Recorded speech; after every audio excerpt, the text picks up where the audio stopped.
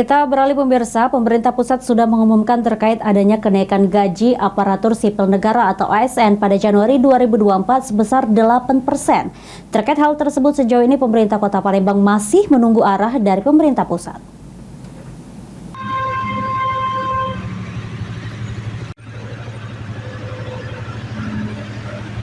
Sebelumnya, pemerintah pusat sudah mengumumkan terkait adanya kenaikan gaji aparatur sipil negara atau ASN pada Januari 2024 sebesar 8%.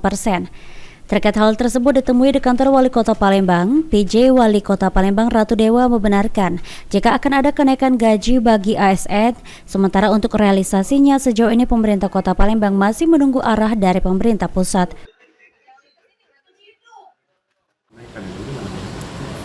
Kalau itu kita lagi menunggu regulasi dari pemerintah pusat soal kenaikan. Masih menunggu ya Pak? Iya.